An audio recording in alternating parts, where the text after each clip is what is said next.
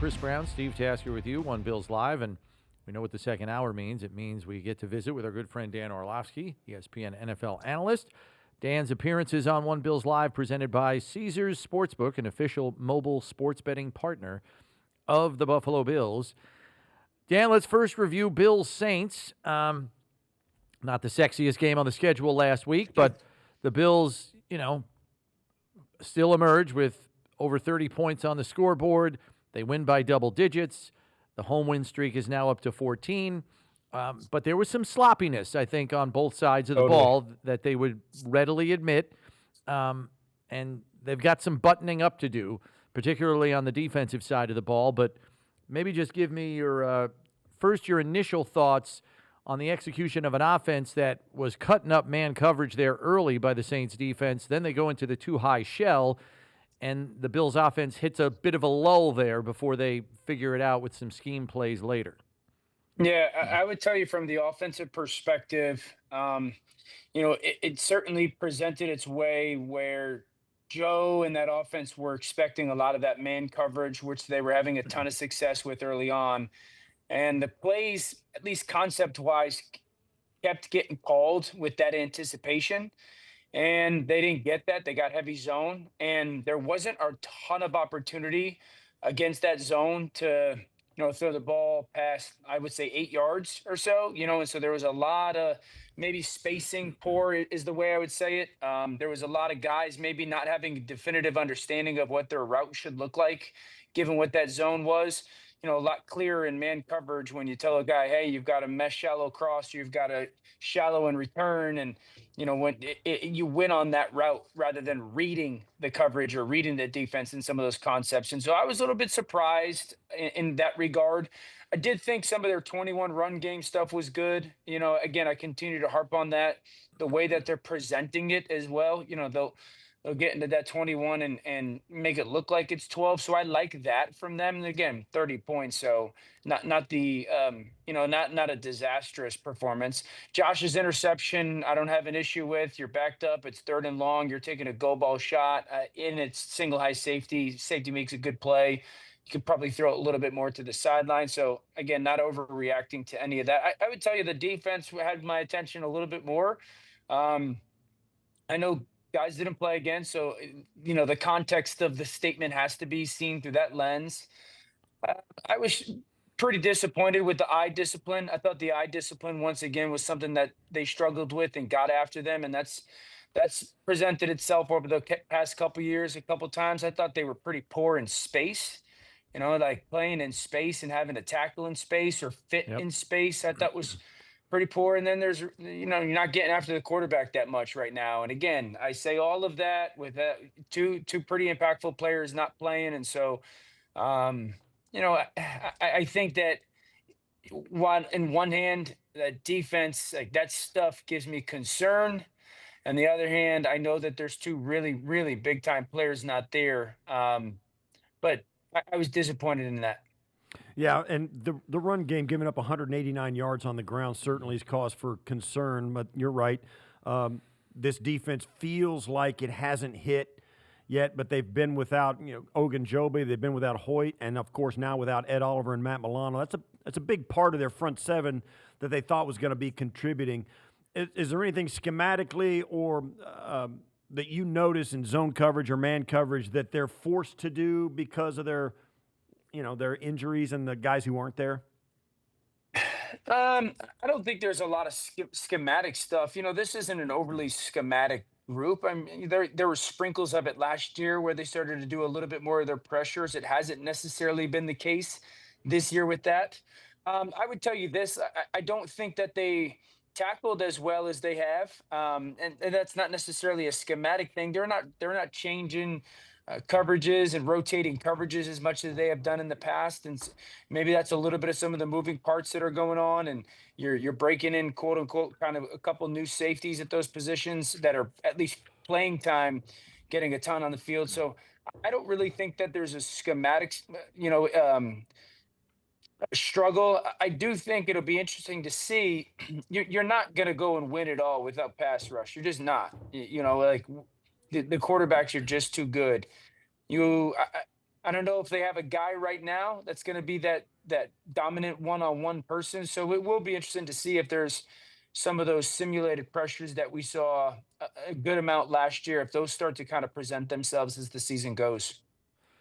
Yeah, which presents kind of an interesting matchup here with the Patriots this week, Dan, because obviously the Bills are struggling mightily to stop the run. I mean, they're giving up over 6 yards a carry. That's 30th in the league. And they're playing a Patriots team that's found trouble running the football at times, at least with a measure of consistency. Although I will say Travion Henderson and Ramondre Stevenson is an interesting thunder and lightning combo. What do you make of that matchup specifically as we get ready for Bills Patriots, ground game for the Patriots versus this run defense that's had its problems for Buffalo? Yeah, I would tell you this is a dangerous game for Buffalo. This is a dangerous matchup. New England's playing good, solid football. If they don't fumble 5 times, I think, against the Steelers, they're going to boat race them, and then they're sitting at 3-1 at worst. I think the thing that has really started to show itself for the past couple of weeks in New England is a couple of things. You got to be ready for both of those backs to be on the field at the same time. Travion is a little bit more of your zone scheme. They're trying to get him a seam and 1 foot in the ground and go. And I still think he's getting a little bit comfortable with the pacing of that, how far he wants to be from the offensive line and pressing the block and cutting. But there's burst there that is envisioned there that is very good. He's also a little bit of, and I don't want to use this in a negative connotation. It's an admirable one. He's a little bit of a gadget guy for them. They'll throw him screens. They'll give him jet sweeps. They'll kick a reverse to him. They'll try to find different ways to get him the football in their run game. And then Ramondre's their gap guy. If they're going to pull people, they want to get his shoulders going downhill and try to give you the, at least offensively, double team opportunities. I think the biggest challenge, Chris, I would say in this matchup is in regards to the New England offense, Buffalo's defense, is Josh McDaniels is really finding his way with this offense when it comes to the sequencing of plays. It's his strength. It always has been. He knows how to string plays together. He knows how to take simple things and make them complicated and complicated things and make them simple. And I think that's the thing that's going to take a tremendous amount, going back to some of that eye discipline with that defense, is that's going to be challenged because he's really good at sequencing. He's really good at planting breadcrumbs. I gave you this 2 or 3 times. Here comes that knockout punch play that I have designed. And so that's going to be the big challenge for their defense. This game, to me, particularly with Mike Vrabel and how he, game manages and how he gets his team, this to me has all the earmarks of a rock fight. I mean, it's going to be, both teams are going to feel like they're, both fans are going to feel like their teams are playing awful, and you're going to look up and it's going to be 19-17 in the middle of the fourth quarter. You know what I mean? It's going to be one of those games where it's just going to be really hard to find points. Yeah, and New England's defense is playing really well. I think that the couple of things that I would say are a little bit different than at least Vrabel of the past. He's way more willing to bring pressure, and in different ones, you'll get a first down, backside safety, backside corner type pressure, and they'll roll coverage, or a run stunt, a backside corner and a strong side linebacker, like a little bit more of a, I guess, unexpected situational pressures. And then they're playing a little bit more man coverage than I thought. Gonzo's very good. He's a very good corner, just starting to get on the field for them. Their 2 tight ends on offense are massive to them. They're really important players. How does Buffalo handle that 2 tight end offense? But yeah, this is a football team, right? And the quarterback is just starting to get going. Steph looks really good. I think that they're starting to lean into Drake May's athleticism more in their play calling. And so, yeah, Vrabel's way is, this is how we win this game. And they obsess over it, and they obsess over it, and they obsess over it. And I would imagine it's, we're going to make them drive the length of the field. We're not going to give them easy conversions. We're going to make sure that we stay in front of Josh and not allow him to get outside the pocket. Certainly not allow him to get to his right. This would be a good football game. All right, so with all that in mind, let's flip it around, because I know statistically New England's second in the league against the run. They're not even giving up 80 yards rushing per game. And Cook's got 3 straight 100-yard rushing games. Like, he is cooking right now. No one's been able to effectively slow him down and keep him from getting his. What do you believe you could see unfolding there, knowing that the Bills are going to lean on him if they need to, like they have in previous games? Yeah, I think this is where New England becomes an interesting matchup because of the way that Vrabel grew up. They're going to at least try to not allow them to run the football, right? And so then it's going to be, well, advantage Buffalo because of their weapons. Will they take Gonzalez and put him on, Shakir if he's lined up in certain places? Will they take Gonzalez and put him on Coleman if he's lined up, and can they take advantage? I don't think that New England has great cover linebackers. They're a little bit more thumpers and run stopping backers. But I do believe philosophically, and just the way that he is, and defensive guys in general, that they're going to do everything they can to make them as one-dimensional as much as they can. And then in that situational football stuff, try to throw some different looks and different coverages at Josh to see if they can get him to hold on to the football and you get a sack, because that pass rush internally has been very good for New England as well. Those internal pass rushers have been very good, Williams and Barmore. So if they could run the football against New England, like in every case, they'll be in good shape. I do think New England schematically and body-wise will do everything they can to slow that down. What's your advice to Bills fans who are looking at this team? They're 4-0 and everything's swimming along, but it feels like they have so much more under the hood. The Bills, their offense, they're scoring 30 points a game. It doesn't feel like 30 points, right? It feels like 15, right? Yeah. And their defense, it feels like you can't get off the field. Yeah, I agree, Steve. I think the last 2 weeks have just been a little sloppy. I think the last 2 weeks look unmotivated. I'm not sitting there saying there's a lack of motivation. I'm sitting there saying they look bored in a way at times in those 2 games when they clearly know that they are the better football team. And again, the context of people being out, I want to be conscious of that. And so, they're 4-0. That conference maybe doesn't look as deep and or powerful as it did 6 weeks ago. There's teams that have lost some really important players and that are dealing with some significant health and injury setbacks. And so I think if you're Bills fans, you know who you are. You know what the expectation is. I think the expectation's probably grown because of there's 2 teams in Baltimore and Cincinnati. We can call it what it is. They're dealing with significant injuries on their football team. And so those would have been 2 big obstacles. They still may be, but we know that it's a weaker obstacle if we're just being candid. And so, I think that I would say that the Bills look offensively capable of scoring 35 to 40 on anybody. The defense has to figure out a way to play more dominant football. And they're obviously getting those people back healthy, but I would be concerned about how we're able to stop the run with the way they're playing football right now. Last one I've got for you, Dan, and I don't know how much you look at the special teams tape, but it's been a little bit in a state of flux for the Bills, due partly to injury. They're going to be on their 3rd punter this week because Cameron Johnston, after getting barrel rolled for a 2nd straight week, has a bad foot and ankle injury. He's not going to kick this week, so you're going to have to pick up a punter, presumably by the end of the day today, to kick this weekend.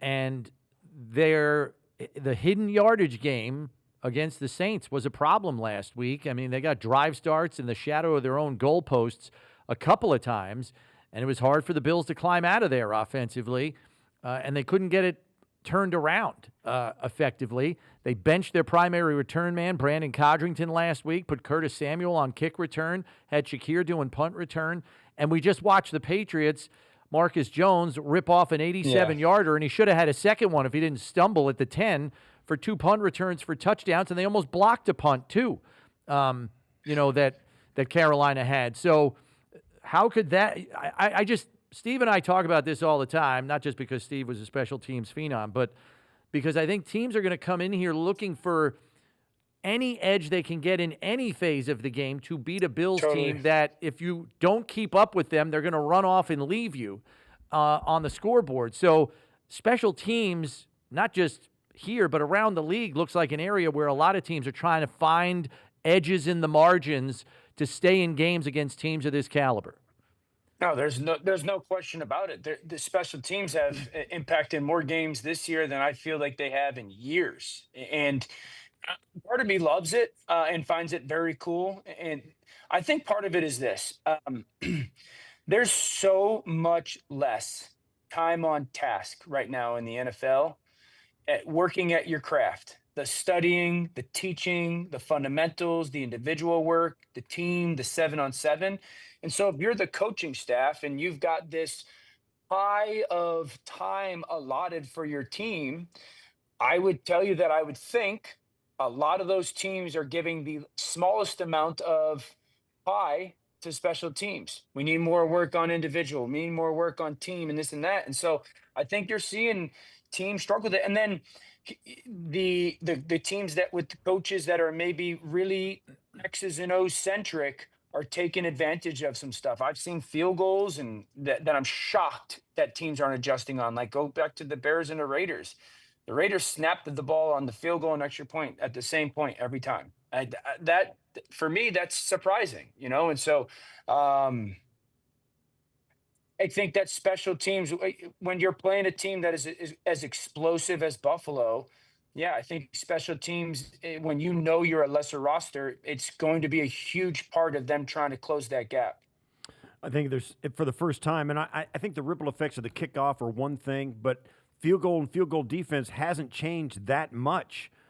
But I think there's no question that it's a result of something. And the time on task, we've been talking to Eric Wood, everybody you talk to says that, there's just not enough time in the day. And the Bills even tinkered, as Brownie alluded to, with their roster, trying to get the right guys up there to maximize the roster as well, giving like the Bills special teams coordinator, Chris Tabor, enough bodies, quality guys, to get the job done while still having enough guys offensively and defensively to play at a high level. I think there's a real adjustment, a real adjustments period going on here in the NFL with coaches, how they're going to manage their rosters. I think going forward, they're going to have to do it a little differently than they did at the beginning of this year. Yeah, I think, we're in an era, there's still a lot of teams that, and there's a beauty to it, but there's only 46 on game day. How many of those guys are maybe positionless athletes that are those fringe running back, fullback, tight end, fringe, nickel back, third safety? And so you're talking about guys that are kind of that secondary protection unit. Maybe it's that personal protector. Maybe it's the wings on the field goal protection team. Do they have the size? Do they have the strength? I remember wing protection guys being these big tight ends, sometimes offensive linemen.